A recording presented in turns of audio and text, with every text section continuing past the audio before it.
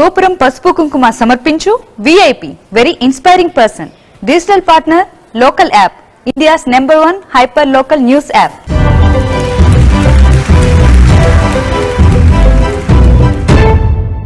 ఆ పేరే ఓ బ్రాండ్, ఆ టేకింగ్ ఓ సెన్సేషన్. సినీ గ్లామర్ కి గ్లామర్ నేర్పిన దర్శకుడు, దర్శకేంద్రుడు, the most successful director of Indian cinema K Raghavendra Rao BA. నమస్తే సార్. నమస్తే. అంటే సర్ప్రైజ్ ఇద్దామని ముందుగానే ఫ్లవర్స్ ఇక్కడ పెట్టాను సార్.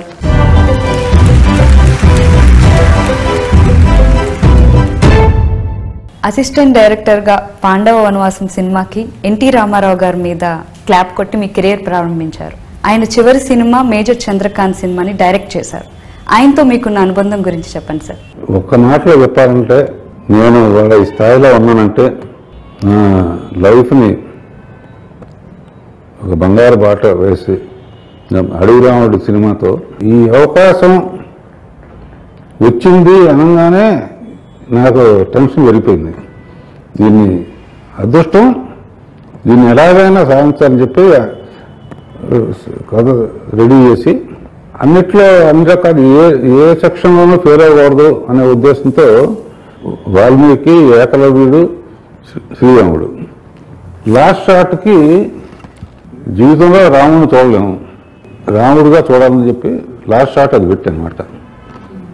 పెట్టి ఆయన నడిచి వస్తూ ఉంటే శబరి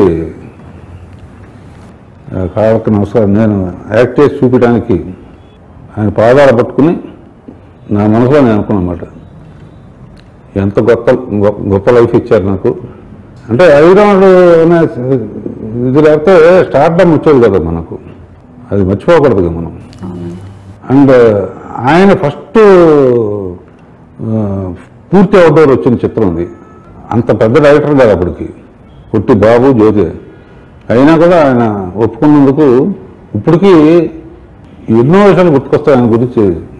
అక్కడ ముదుగుల ఫారెస్ట్లో ఉన్నప్పుడు సాయంత్రం షూటింగ్ అవగానే కాసేపు నేను ఆయన కూర్చుని కుటుంబాల గురించి, విలువల గురించి ఇవన్నీ మాట్లాడుకోవటం, ఇవన్నీ తెలుసుకుంటే ఒక భగవంతుడితో మనం మాట్లాడామా అనే ఫీలింగ్ అమ్మా. నా కెరీర్కి మట్టుకు గాడ్ ఫాదర్ అండ్ ఎవ్రీథింగ్ మీ. అట్లా మళ్ళీ ఆయన బ్యానర్లో నన్ను డైరెక్ట్ చేయమని డైరెక్టర్ రాముడు సినిమాకి మా ఇంటికి గృహప్రవేశానికి మిస్సెస్తో కూడా వచ్చి ఒకేసారి రెమ్యూనరేషన్ మొత్తం అట్లా ఒళ్ళు పెట్టాడు. ఆయన మట్టు జనజనం మర్చిపోయాడు. రాముడు క్యారెక్టర్ షూటింగ్ అయితే కారు ఎక్కెళ్తూ బ్రదరం పిలిచారు, it is green memory in my life అన్నారు. ఆ బంధం తర్వాత కూడా అట్లా కంటిన్యూస్ వరుసగా వేటగాడు రాముడు, కొండవీటి సింహం. ఇక నన్ను వాడుకోవటం మీకు తప్ప ఎవరో తెలియదు బ్రదర్ అన్నారు ఆయన. అంతకన్నా పెద్ద కాంప్లిమెంట్ కాదు. అందునే లాస్ట్ పిక్చర్ చూసే అదృష్టం కూడా ఆయనే నాకు ఇచ్చాడు. మళ్ళీ నా ఫస్ట్ పిక్చర్కి ఆయన లాస్ట్ పిక్చర్కి. మీరు డైరెక్షన్ చేసిన మొదటి సినిమాలో ఎస్వి రంగారావు గారు నటిస్తానని మీకు మాట ఇచ్చారు. అది మీరు ఒక ఇంటర్వ్యూలో చెప్పడం జరిగింది. మరి అది ఎందుకు జరగలేదు సార్? నా ఫస్ట్ పిక్చర్ పాండవ వనవాసం అన్నమాట. అప్పుడు అసిస్టెంట్ డైరెక్టర్ ఉంది. అందులో పనిచేస్తున్నప్పుడు రంగారావుతో బాగా చదువుకున్నారు. నా వర్క్, నా ఇంట్రెస్ట్ అన్నీ స్టడీ చేసి నన్ను ఏరా అని పిలిచేవాడు. ఎందుకంటే మా ఫాదర్ కూడా డైరెక్టర్ ప్రకాష్ గారు. అందులో నన్ను ఏరా అని పిలిచాడు అనమాట. ఏరా నువ్వు ఫస్ట్ సినిమా చేసుకుంటే నేను హీరోగా పెట్టమని అడగలే, ఫ్రీగా చేస్తానన్నమాట. బాబు సినిమాలో క్యారెక్టర్ ఒప్పుకున్నాడు ఆయన. ఒకరోజు వర్కౌట్ చేశారు, తర్వాత బాగా సిక్ అయ్యి చనిపోయారు. చనిపోయిన తర్వాత అప్పుడు గుమ్మల్ గారుగా పెట్టుకోవాల్సి వచ్చింది. విచిత్రమైన విషయం ఏంటంటే, ఆ రోజుల్లో అసిస్టెంట్ డైరెక్టర్ అంటే ఈ నైతాలజీ అంటే ఆభరణాలు వేసుకోవటం, భగవానికి ఇది బోర్డు ఇవన్నీ కూడా బొమ్మలు తీసుకోవాలి, సిల్ తీయటం ఇవన్నీ లేవు, రాసుకోవాలన్నమాట. రాసుకోవాల్సి వచ్చి ఓ రోజు ఒక తెల్ల పూసలో ఏదో ఒక పూసలు కనపడలేదు, లేదు. వాళ్ళు అసిస్టెంట్ ఎవరో చెప్పినట్లున్నారు. రంగారావు పిలిచి నన్ను ఏంట్రా కంటిన్యూటీ కూడా చూసుకోవాలి లేదన్న ఊరుకోండి, నీ యాక్టింగ్ ముందు ఇక్కడ పోసలు ఎవరైనా చూస్తారా అనేటప్పటికీ శభాష్ నువ్వు ఎప్పటికైనా పెద్ద డైరెక్టర్ అవుతావు అన్నాడు. ఆయన బ్లెస్సింగ్స్. డైరెక్టర్ గా మీ మొదటి సినిమా హీరో శోభన్ బాబు గారు, అలాగే కృష్ణ గారితో అగ్నిపర్వతం వజ్రాయుధం, కృష్ణంరాజు గారితో బొబ్బిలి బ్రహ్మన్న. మీ వర్కింగ్ ఎక్స్పీరియన్స్ చెప్పండి సార్. ఆ రోజుల్లో ముగ్గురే ఒక్కోళ్ళు ఒక్కో జోనర్ సెలెక్ట్ చేసుకున్నారు. ఫ్యామిలీస్కి శోభన్ బాబు, కృష్ణరాజు, యాంగ్రీ, కృష్ణ ఆరినాలు. అప్పటికే అడవిరాముడు నేను చేస్తున్నాను కాబట్టి నాకు ఆ బ్రాండ్ ఉండేది కాబట్టి ఈజీగా ఒప్పుకున్నారు. వర్కింగ్ కన్వీనియన్స్ కూడా వాళ్ళు ఇప్పుడు టైమింగ్ కానీ ఇది కానీ అన్నీ సిస్టమేటిక్గానే ఉండేది, ఏ ప్రాబ్లమే ఉండేది కాదు. కథ కూడా పెద్ద అవుట్లైన్ చెప్తే సార్ మీరు చూసుకుంటారు కానీ. కానీ ఒక కృష్ణ విషయంలోనే ఒక విచిత్రం జరిగింది. అంటే ఒక డైరెక్టర్ మీద నమ్మకం అనేది ఎలా ఉంటుంది అంటానికి నిదర్శనం అన్నమాట ఇది. పల్లెటూరులో కృష్ణ ఎంటర్ అయితే ఎలా ఉంటుంది ఆలోచనతో మరి పల్లెటూరు అనగానే అప్పుడు దసరా బుర్రాడు ఇవన్నీ చాలా వచ్చినాయి కదా. పంచికట్టుతో ఉంటారు అనుకుంటారు, జర్కిన్తో ప్యాంటుతో ఇంటితో వస్తాడనుకుని డిజైన్ చేసాం. సో సాంగ్తో స్టార్ట్ చేసాం. లొకేషన్ నుంచి వాళ్ళకి కాస్ట్యూమర్ డ్రెస్ పంపించారండి అంటే చూసి ఇదేంటి ప్యాంటును జర్కిన్స్ మోడల్గా పంపించారు పల్లెటూరు సబ్జెక్ట్ అని ఎవరో అన్నారంట. విజయం అని ఉంటుంది. మనకెందుకు రాగంలో ఏదో అనుకుని ఉంటాడు, తను తెస్తాడు.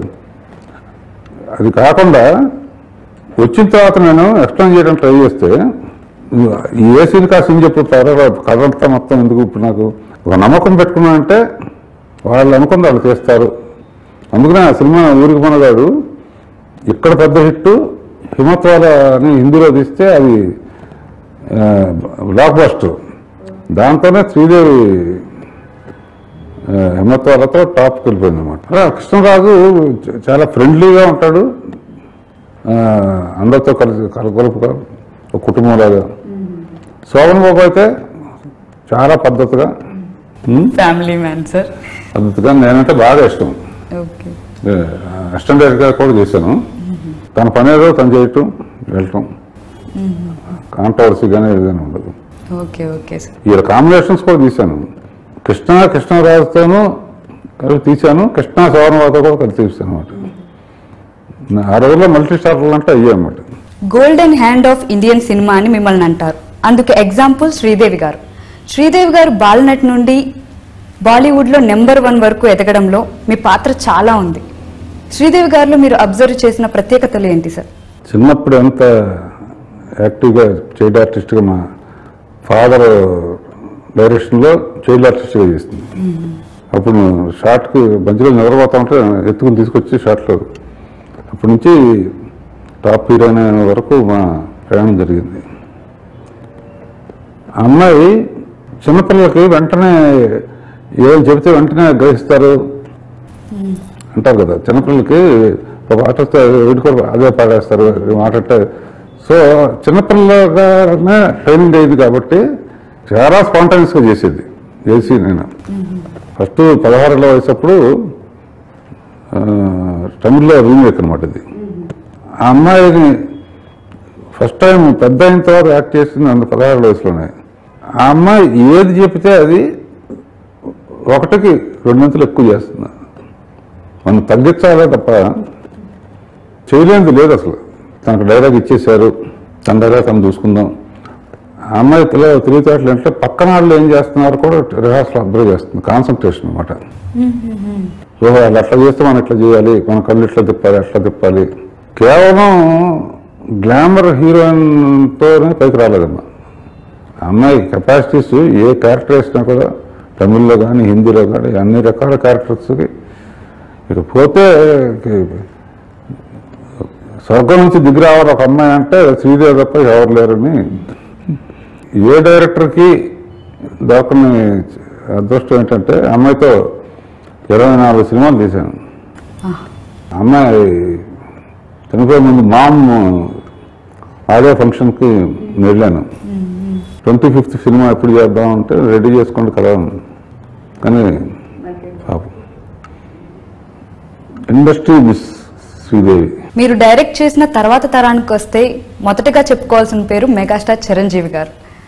అడవి దొంగ నుంచి జగదేక వీరుడు అతిలోక సుందరి, ఘరానా మొగుడు, రౌడీ అల్లుడు, ఇలా ప్రతి సినిమా బ్లాక్ బస్టర్.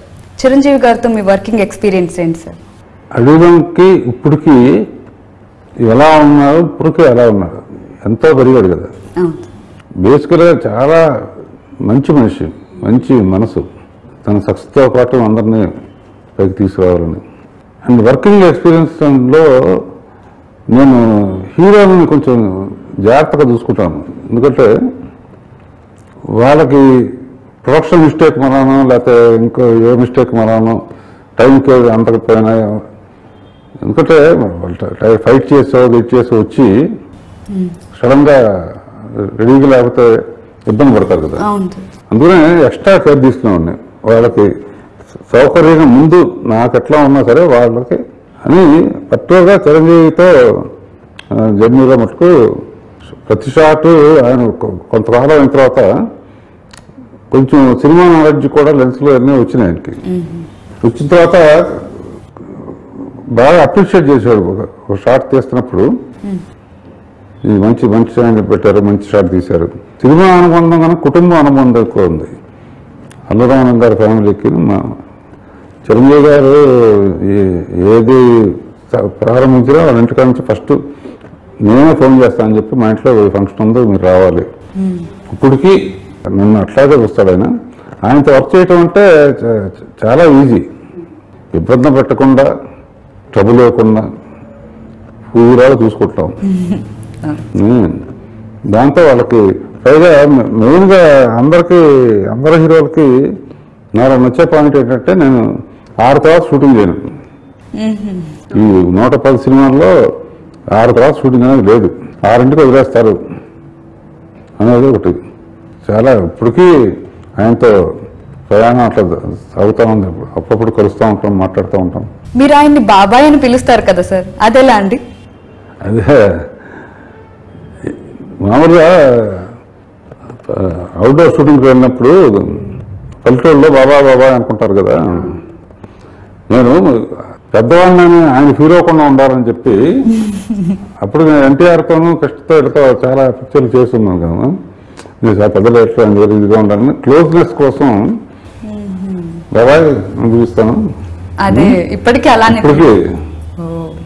ఆయన కూడా అదేంటి నాకన్నా పెద్ద మీరు బాబాయ్ అనలేదు ఇప్పుడు. కలియుగ పాండవులు సినిమాతో వెంకటేష్ గారిని, రాజకుమారుడు సినిమాతో మహేష్ బాబు గారిని, మీ 100వ సినిమా గంగోత్రితో అల్లు అర్జున్ గారిని హీరోస్ గా ఇంట్రడ్యూస్ చేశారు. ఆ ముగ్గురు ఇప్పుడు టాప్ హీరోస్. మీకేమనిపిస్తుంది సార్? ద్రోణాచార్యుడు అర్జున్ని చూసి ఏమనుకుంటాడో అంత ఫీలింగ్ ఉంటుంది. ఎందుకంటే మన దగ్గర ట్రైనింగ్ అయినట్లు వాళ్ళు టాప్ పొజిషన్లో ఉంటే, మన ఇంట్లో మన అబ్బాయి పెద్ద సక్సెస్ అయితే ఎంత పడతామో అంతకన్నా ఎక్కువ ఆనందం ఉంటుంది. ఇదేమో ఫ్యామిలీదేమో బాండేజ్ అమ్మా, అదేమో ప్రొఫెషన్. బట్ ఆ ప్రొఫెషన్కి మనం ఇంట్రొడ్యూస్ చేసాం. వాళ్ళ టాప్లో ఉన్నందుకు చూసి గర్వపడతాను, వాళ్ళతో ఇంటరాక్ట్ అవుతూ ఉంటాను. వాళ్ళు కూడా చాలా కష్టపడి పైకి వచ్చారమ్మా. కూర్చునే సబ్జెక్ట్ సెలక్షన్స్ కానీ ఈ కానీ అవి కానీ చాలామందితో డిస్కస్ చేసి లేకపోతే ఇప్పుడు వస్తున్న పుష్ప లాంటి సినిమాలు ఇవన్నీ అంత తేలిక మామూలు అప్పుడైతే ఒప్పుకోరు. కొత్తగా చేయాలనే తపన వాళ్ళలో కూడా, హీరోలో కూడా తపన ఉండబట్టే మన కొత్త సినిమాలు కొత్త దర్శకులు వస్తున్నారు. ఏ హీరోయిన్ అయినా మీ డైరెక్షన్ లో ఒక్క సినిమా అయినా చేయాలని అనుకుంటారు, ఎందుకంటే మీరు వాళ్ళని చాలా అందంగా చూపిస్తారు కాబట్టి. ఆ టెక్నిక్ ఏంటి సార్? అందులో టెక్నిక్ అనేది లేదమ్మా, ఎవరో పూర్తిగా అందంగా ఉండరు. కొంతమందికి కళ్ళు అందంగా ఉంటాయి, కొంతమందికి నవ్వు అందంగా ఉంటుంది, కొంతమందికి నడువు అందంగా ఉంటుంది. ఏ అమ్మాయినా కూడా పూర్తిగా అందంగా ఉండదమ్మా. సో నేనేంటంటే ఏది మైనస్ పాయింట్స్ అవి కవర్ చేసి తీస్తాను. తీయటం కాకుండా ఎట్లాంటి పాట అనేది సినిమాలో రియల్ లైఫ్లో ఎవరో పాడుకోరు కదా, సినిమాలో పాడుతున్నారు కాబట్టి ఆ డ్రెస్సులు కూడా కొంచెం డెకరేటివ్గా వేసి ఆ జ్యువెలరీ యాడ్ చేస్తే, ఎందుకంటే నువ్వైనా కూడా మామూలప్పుడు మామూలుగా ఉంటావు. అవును సార్. ఏదైనా పెళ్లికి వెళ్ళాలంటే శుభ్రంగా మళ్ళీ నగల గోళనే వేసుకుని వెళ్తావు కదా. అవును సార్. అలా చూసేటప్పుడు ఇంకా కొత్త కళ వస్తుంది. అందుకనే నా హీరోయిన్స్ పాటలు వచ్చినా లేకపోతే ఎక్కువ నెంబర్ ఆఫ్ చేంజెస్ ఆలోచిస్తాను అనమాట. అంటే హీరోయినేమో పవర్ చూపించడానికి, హీరోయిన్లేమో గ్లామర్ చూపించడానికి. అంటే గ్లామర్తో పాటు కొంచెం పర్ఫార్మెన్స్ కూడా ఉంటుంది, కొన్ని సినిమాల్లో ఉంటాయి. సో దానికోసం ఎక్కువ నేను స్టడీ చేస్తాను. ఏ హీరోయిన్ చూడగానే మీరు డిఫాల్ట్ ఏంటి అనేది చెప్పేస్తారు అని చెప్తున్నారు సార్. సో నా గురించి కూడా నాలో ఏం డిఫాల్ట్ ఉందో చెప్పండి సార్. సో అంటే నాలో ఏది మైనస్ ఏది ప్లస్ చెప్పండి సార్. మైనస్ లేదు, ప్లస్ లేదు. నువ్వు యాంకర్ గా వచ్చావు, నువ్వు అంతే కదా. ఓహో, హీరోయిన్ గా వస్తే చెప్తారా సార్? అయితే ఓహో, ఓకే ఓకే అండి. అయితే నేను హీరోయిన్ గానే వస్తాను సార్, అదృష్టం ఉంటే నెక్స్ట్ జన్మలో. సూటబుల్ క్యారెక్టర్ ఉంటే నువ్వు కూడా అవ్వచ్చు. థ్యాంక్ యూ అండి. ప్రకృతిలో ఉన్న ప్రతి దాన్ని పాటలో చూపిస్తారు. ఎగ్జాంపుల్ పూలు, పళ్ళు, పక్షులు, జలపాతాలు, వీటన్నిటినీ పాటలో చూపించడం వల్ల మీ పాటలు చాలా బ్రహ్మాండంగా కనిపిస్తున్నాయి. చాలా ఇప్పటికీ చాలా మందికి ఫేవరెట్స్ అవి. సో అసలు ఆ ఐడియా అనేది ఎక్కడ జనరేట్ అయింది సార్? ఏంటి ప్రకృతి, పళ్ళు, పక్షి, పాట తిప్పి తిప్పి అడిగే బదులు మీరు పాటల్లో పళ్ళు ఎందుకు వాడతారు, పూలు ఎందుకు వాడతారు? అదే సార్, మీరు పాటలో పళ్ళు ఎందుకు వాడతారు సార్? పళ్ళు ఏం వాడని చెప్పు సార్.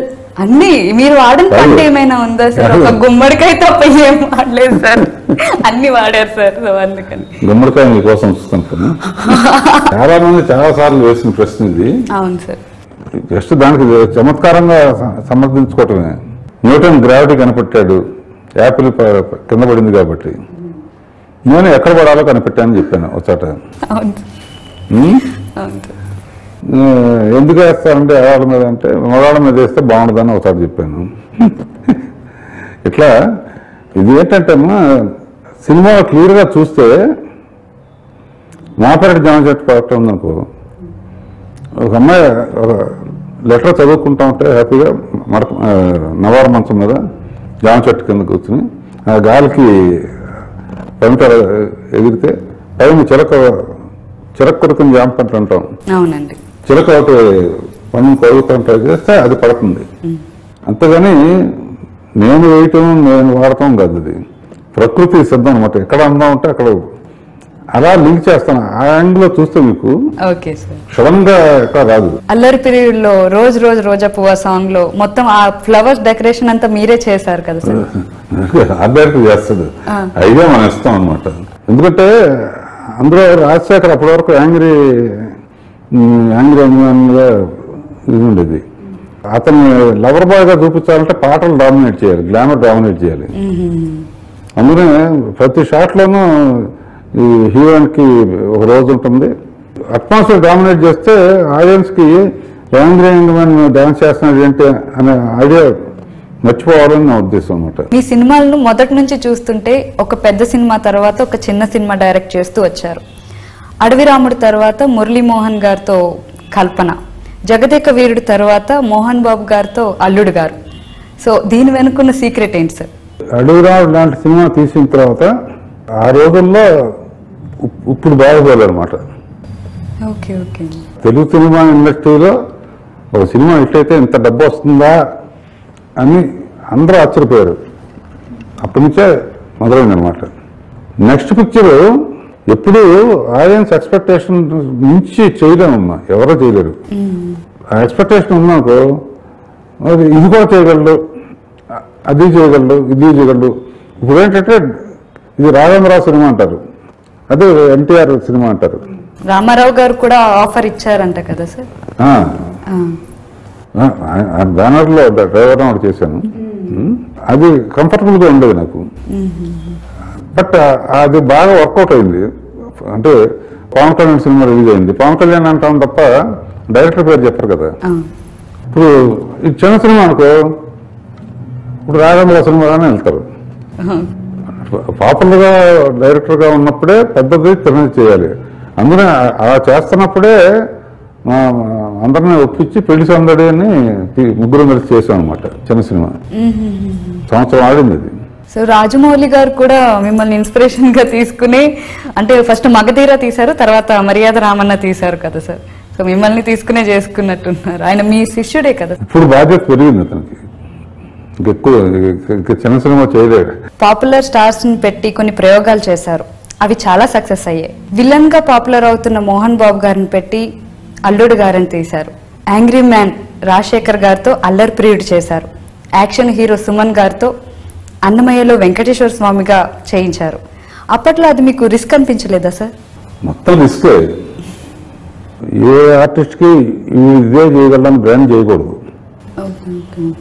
బ్రాండ్ చేస్తే జీవితంతో అదే చేయాల్సి వస్తుంది. క్రిటిసిజము క్రిటిసిజం ఉంటుంది, చాలా క్రిటిసిజం వచ్చింది అన్నమయ్యకి, అల్లరి ప్రియుడికి. నేను సైలెంట్గా ఉంటాను, అందుకనే ఎప్పుడు మాట్లాడేవాడిని కాదు.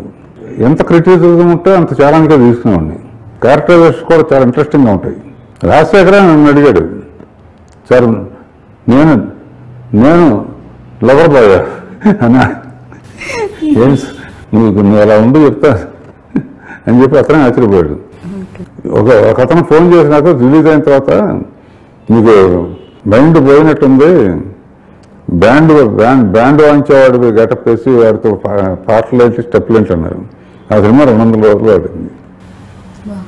నాగార్జున అన్నమయ్య ఏంటి, రాఘవేంద్రరావు కమర్షియల్ సినిమాలు తీసే రాఘవేంద్రరావు అన్నమయ్య డీటు ఏంటి, సుమన్ వెంకటేశ్వర స్వామి ఏంటి, ఈ విపరీతమైన కామెంట్స్ అన్నీ సైలెంట్గా ఉండి మైండ్లో ఆ సీన్స్ మేము చదువుతున్నప్పుడు కానీ, మేము అనుకున్నప్పుడు చేస్తున్నప్పుడు కానీ, ఎట్టి పరిస్థితుల్లో ఇది డెఫినెట్గా మొత్తం ఆల్ సెక్షన్ ఆఫ్ ఆడియన్స్కి ఒక కొత్త కనువిప్పులాగా చేయాలని ఛాలెంజ్ చేసి లాస్ట్ వరకు ప్రెస్ మీట్ కూడా పెట్టలేదు.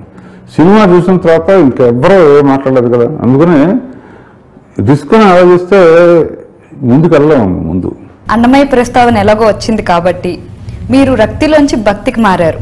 మళ్ళీ మొన్న పెళ్లి సందడి 2తో మళ్ళీ రక్తిలోకి వచ్చారు. దీనికి ఏదైనా ప్రత్యేకమైన కారణం ఉందా సార్? ప్రత్యేకమైన కారణం ఏం లేదమ్మా. బయట ఎక్కడైనా కలిసిన వాళ్ళందరూ మీ పాటలు బాగుంటాయి, మీరు ఎందుకు ఆనేశారు, మళ్ళీ సినిమా తీయొచ్చు కదా. అది కాకుండా ఒకసారి ఏదో ప్రీమియర్ షోకి వెళ్తే రాజమౌళిను కీరవాణి ఇద్దరు డైరెక్టర్ గారు ఖాళీగా ఉండదు, సినిమా తీయండి, ఏదో ఖాళీగా ఉండకూడదు, పెళ్లి సందడి లాంటి సినిమా తీయండి అన్నారు యాదృచ్ఛికంగా. అప్పుడు ఆలోచనతో మొదలుపెట్టామట, తీస్తే ఎలా తీయాలి, ఏం తీయాలని ఆలోచించి, ఈ తరం యూత్ కూడా మీ పాటలు బాగుంటాయి అంటూ ఉంటారు మీట్ అయినప్పుడు. సరే పాటలతోనూ పెళ్లి సందడి కలిపి ఒకటి కాంబో తయారు చేద్దామని చెప్పి తయారు చేసి, గౌరీ అని నా దగ్గర పనిచేసిన అమ్మాయిని డైరెక్ట్గా పెట్టి పైన నేను సూపర్వైజ్ చేశాను. టీటీడీ బోర్డు సభ్యుడిగా, ఎస్పీబీసీ చైర్మన్గా మీరు స్వామివారి సేవలో తరించారు. ఒక సినిమా దర్శకుడికి ఇలాంటి గౌరవం చాలా అరుదుగా లభిస్తుంది. ఎస్పీబీసీ చైర్మన్గా మీ కాంట్రిబ్యూషన్? అంతా స్వామిదయ. చంద్రబాబు నాయుడు గారు ముఖ్యమంత్రిగా ఉన్నప్పుడు నాకు అన్నమయ్య తీసిన ఎక్స్పీరియన్స్ ఉంది కాబట్టి ఛానల్ సమితి గారు చూడమంటే ఆ బాధ్యతలు అప్పచెప్పారు. నా టోటల్ కెరియర్లో అదొక సపరేట్ ఇయర్స్గా అనుకోతున్నా. 3 ఏళ్ళు అన్నమయ్య రాసిన 32,000 పాటల్లో ఇప్పుడు వరకు బయటకు వచ్చినాయి కొన్ని. 3 ఏళ్లలో కీరవాణిని నేను హోస్ట్గా పెట్టి అన్నమయ్య పాటలు ఇంతకుముందు రికార్డ్ చేయని 1010 పాటలు 6 మ్యూజిక్ డైరెక్టర్స్తో దగ్గర 300 మంది కొత్త గాయకులు కానీ గాయకులు కానీ. అదొక్కటే కాకుండా ఇప్పుడు తిరుపతి వెళ్తే సేవలు, సుప్రభాత్ సేవ కానీ, ఈ సేవ కానీ, అభిషేకం కానీ అందరూ కామన్గా చూడలేడు. అందరూ ఏం చేశామంటే అన్నిటి మీద పాటలు రాపిచ్చి అభిషేకాలు ఎలా చేస్తారు చెట్టు వేపించాం. ఇప్పుడు అక్కడ తిరుపతి కిందే చెట్టు వేపించి అన్ని సేవలు విజువల్ పిక్చర్ చేసి రోజు పొద్దున్నే 8:30కి అందరూ కామన్గా చూసుకున్నట్టు చేశాం. అది పూర్వజన్మ సుకృతం ఉంటేనే జరుగుతుంది. ఎందుకంటే సామాన్య రియల్ లైఫ్లో వాడు అఫోర్డ్ చేయలేడు, టికెట్ దొరకదు అక్కడ. అది మటుకు చాలా హ్యాపీగా అనిపించింది మాకు. సాధారణంగా సీనియర్ డైరెక్టర్స్ జూనియర్ డైరెక్టర్స్ ని అప్రిషియేట్ చేయడం ఉండదు, కానీ మీరు దానికి చాలా డిఫరెంట్. ఇప్పుడు వస్తున్న కొత్త డైరెక్టర్ సినిమాలు మీరు చూస్తూ ఉంటారా సార్? తప్పకుండా ఫస్ట్ షో చూడాల్సిందే. ఇప్పుడున్న డైరెక్టర్స్ అందరూ టచ్లో ఉంటారు నాతో. సినిమా చూడంగానే నా అప్రిసియేషన్ని వెంటనే వాళ్ళకి ఫోన్ చేసి చెప్తాను. చాలా హ్యాపీ ఫీల్ అవుతారు. తర్వాత కొంతమంది మేమే వస్తామండి అని చెప్పి దగ్గరికి వచ్చి కూర్చుని ఇది ఎలా చేసావు అది ఎలా చేసావు ఎక్స్చేంజ్ చేసుకుంటాం. వాళ్ళు నా గురించి చెప్పటం చిన్నప్పుడు వాళ్ళందరూ ఇప్పుడు నేను బిజీగా ఉన్నప్పుడు వాళ్ళు స్కూల్లో కాలేజీలోనూ స్కూల్లో ఉండుంటారు కదా, వాళ్ళందరూ కూడా మీ సినిమాలు చూసి మాకు ఇంట్రెస్ట్ పుట్టిందను అంటాం. చాలా అది కాకుండా అప్పుడప్పుడు మేము మట్టుగా వాళ్ళన్న తరంలో కూడా అందరూ డైరెక్టర్స్ నాకు ఫ్రెండ్సే. మేమందరం యునైటెడ్ డైరెక్టర్స్ అనే గ్రూప్ పెట్టుకున్నాం కాల్లో, ఏమన్నా విషయాలుంటే షేర్ చేసుకోవడానికి. మీ ఫిల్మోగ్రఫీ స్టడీ చేస్తే ఒక సంవత్సరంలో 8 సినిమాలు చేశారు. మీరు టైం ఎలా మేనేజ్ చేసుకునేవారు సార్? అది కూడా 6 తర్వాత మళ్ళీ షూటింగ్ చేయరు. వరుస హిట్లు ఒక పక్కన తెలుగు ఒక పక్కన హిందీ మంచి జోరుగా ఉండేది. అప్పుడు షూటింగ్ డేస్ 40 days 50 days. ఒక విధంగా అంటే ఇంటికి దూరంగా ఉన్నట్టే. ఏ రోజు ఇంట్లో లేను. ఒక సంవత్సరంలో ఎక్కువ అవుట్డోర్స్ మెడ్రాస్ షూటింగ్ ఉంటే ఉంటాను తప్ప అన్ని అవుట్డోర్ షూటింగ్స్ అనమాట. అన్ని అప్లికేషన్స్. అందుకనే టైం మేనేజ్మెంట్ అంటారు కదా, 365 రోజులు ఇచ్చాడు. 40 రోజుల చొప్పున తీసినా కూడా 9 సినిమాలు సార్. కనుక నథింగ్ ఈజ్ ఇంపాసిబుల్. కొన్ని సినిమాలు జ్యోతి 28 రోజుల్లో తీసామమ్మా. సబ్జెక్ట్ బట్టి ఉంటుంది. అప్పుడు ఏంటంటే ఒక 10 రోజులు వీళ్ళకి 10 రోజులు వాళ్ళకి అట్లా కూడా చేసేవాడు.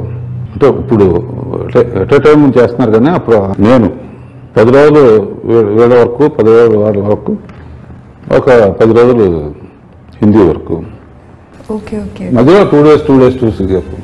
ఆ తర్వాత నుంచి 6, 4, 5 అట్లా తగ్గించుకుంటూ వచ్చాము. 31 సంవత్సరాల పాటు మీ క్యాలెండర్లో సినిమా లేని సంవత్సరమే లేదు. ఇది వరల్డ్ రికార్డ్ అనుకోవచ్చా మీ ఫీలింగ్? దీంట్లో సాధించేది ఏం లేదు, పెద్ద విశేషం కాదు. నా డ్యూటీ నేను చేశాను. సార్ ఇప్పుడు ర్యాపిడ్ ఫైర్ క్వశ్చన్స్. మీకు నచ్చిన ఫుడ్ ఐటమ్ ఏంటి sir? Paratha. Paratha with sir? Aloo paratha అంటే. అవును సార్.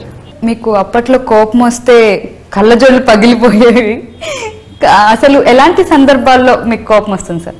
రామారావుతో పనిచేసి టైమింగ్ టైం సెన్స్ 7ంటికి షార్ట్ అంటే 7ంటికి రామారావు అడుగు అలా పెట్టాడు సెట్లో. అప్పుడు అంటే మేము 6:55కే ఉంటాం. ఈ టైం సెన్స్ లేనప్పుడు కాంబినేషన్స్ ఉన్నప్పుడు లేటుగా వచ్చాము. అప్పుడు ఇప్పుడు రావటం అది సిగ్గుతాం అనమాట. Okay sir. అది కోపంతో విసిగొట్టడం.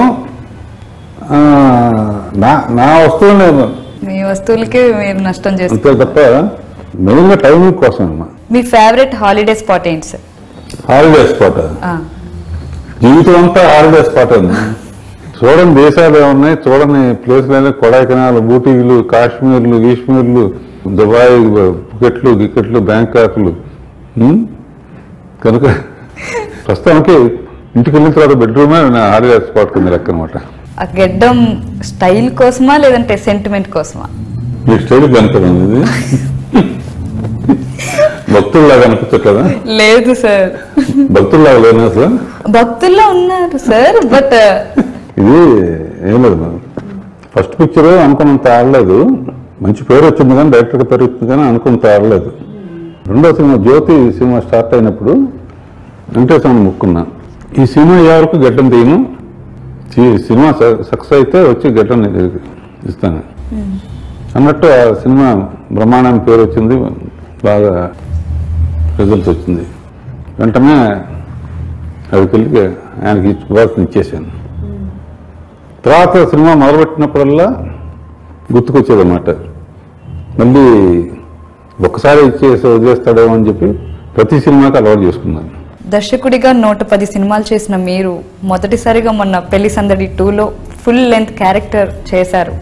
సో ఈ యాక్టింగ్ కంటిన్యూ అయ్యే అవకాశం ఉందా సార్? ఆ వేషాన్ని ఎవరు అడిగినా చేయరని చెప్పి నేను చేశాను. అదేమో పెద్ద వేషం అంటూ కథ చెప్పాను కదా.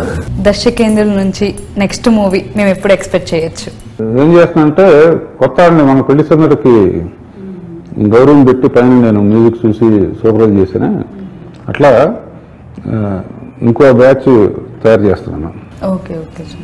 మనకి వర్క్ తక్కువ ఉంటుంది, డిస్కషన్స్, మ్యూజిక్ కంపోజింగ్, ఎప్పుడైనా పాటలు అప్పుడు ఒకసారి చూసి రావటం, కొత్త తీసుకొచ్చినట్టు ఉంటుంది. నాకు ఇంకా డైరెక్ట్ చేస్తాను ఉన్నాను ఫీలింగ్ ఉంటుంది. ఈ మల్టీప్లెక్స్ నిర్మించడానికి ఇండస్ట్రీ నుంచి బిజినెస్ లోకి వెళ్ళడానికా లేదా వేరే ఏదైనా కారణం ఉందా? చాలా తృప్తినిచ్చిన విషయం. ఎందుకంటే మొత్తం సినిమా ఇండస్ట్రీ అంతా కృష్ణానగర్, అమీర్పేట, జూబ్లీహిల్స్, స్టూడియోలు అన్నీ ఇక్కడే. ఒక సామాన్యుడు వాళ్ళు తీసిన సినిమా చూసుకోవటానికి వెళ్ళాలంటే ఇదివరకు ఆర్టీసీ క్రాస్ రోడ్స్ వెళ్ళాల్సి వచ్చేది. ఇక్కడ పుట్టిన సినిమా ఇక్కడే చూడటానికి ఊరిగా ఉండాలనే ఉద్దేశంతో, ఎందుకంటే నేను వాళ్ళు ఏ పరిస్థితిలో ఉన్నా ఈ స్థాయిలో కంఫర్టబుల్గా ఉండటానికి రీజనే సినిమానే నన్ను పెంచి పెద్దాన్ని చేసింది. సినిమాకి చూసేవాళ్ళకి మనం ఏదో ఒకటి చేయాలి. ఎల్లి ప్రసాద్ ఐ హాస్పిటల్లో కన్ను ఎంత ముఖ్యమంటే మంచి సినిమా చూడటానికి అని పెట్టాడు. అలా ఇది నాకు తృప్తి ఏంటంటే మన వాళ్ళందరూ భోంచేసి స్కూటర్ వేసుకొచ్చి సినిమా చూసి వెళ్ళొచ్చు, అద్దెలకి ఇస్తే డబ్బులు వస్తాయి అనే విషయం తెలుసు. బట్ కట్టిన పర్పస్ మటుకు ఇది నా ఉద్దేశంలో. కొత్తగా డైరెక్టర్ అవ్వాలనుకునేవారు మిమ్మల్ని అప్రోచ్ అవ్వాలంటే ఎలా సార్? నేను ఈ మధ్య కేరా class room practicality in direction అని యూట్యూబ్లో ఒక 32 ఎపిసోడ్స్ క్లాస్ పెట్టాను అనమాట. థియరీ వేరు, ప్రాక్టికల్గా వచ్చేటప్పుడు వేరు. ఒక్కో సీన్ చూపించి ఎక్స్ప్లెయిన్ చేసి ఈ సీన్ మ్యూజిక్ ఎందుకు లేదు, ఇక్కడ ఎందుకు మ్యూజిక్ ఉంది, ఎక్కడ మ్యూజిక్ ఉండకూడదు, ఎక్కడ మ్యూజిక్ ఉండాలి, ఎక్కడ మూమెంట్ ఉండాలి. జనరల్గా మనం మాట్లాడుతూ ఉంటే ఎదురు కూర్చు మాట్లాడతాం, అటు ఇటు తిరగం కదా. సినిమాలో మటుకు అటు ఇటు తిరుగుతూ మాట్లాడతారు. సో అది దాన్ని ఎలా వాడుకోవాలి అంటే ప్రాక్టికల్ సెట్లోకి వెళ్తే ఎలా చేయాలనేది ప్రతిదీ నేను తీసి సినిమా ఒక ఎగ్జాంపుల్ చూపించి ఈ క్యారెక్టర్ ఇక్కడి నుంచి అక్కడ ఎందుకు వెళ్తుంది చూసారా, కిటికీలోంచి రైలు కనపడుతుంది, ఇక్కడే ఉంటే కనపడదు. సో మూమెంట్ మీనింగ్ ఉండాలి, సైలెన్స్కి మీనింగ్ ఉండాలి. పెద్ద హీరోకి అయితే ఎలాంటి కథ తయారు చేయాలి, చిన్న హీరోకి అయితే ఎలాంటి కథ చేయాలి, దాని నుంచి మొత్తం ఉంటుంది అందుట్లో. అది చూస్తే కొంచెం అసిస్టెంట్ డైరెక్టర్గా ఉన్నాడు, డైరెక్టర్ అయిపోవచ్చు. ఏమిటో మరి గోపురం పసుపు కుంకుమ వారి తరపు నుంచి మీ శ్రీమతి గారికి ఒక చిరు కానుక.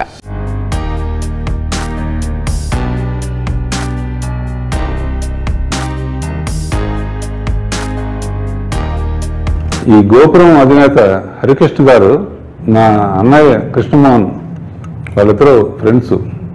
ఇలాంటి మంచి మంచి ప్రోగ్రాంలు ఇంకా చేయాలని మనస్ఫూర్తిగా కోరుకుంటున్నాను Harikrishna garu. Thank you so much sir, మీ విలువైన సమయాన్ని మాకు కేటాయించి మాతో ఈ ఇంటర్వ్యూలో పాల్గొన్నందుకు థ్యాంక్ యూ సో మచ్.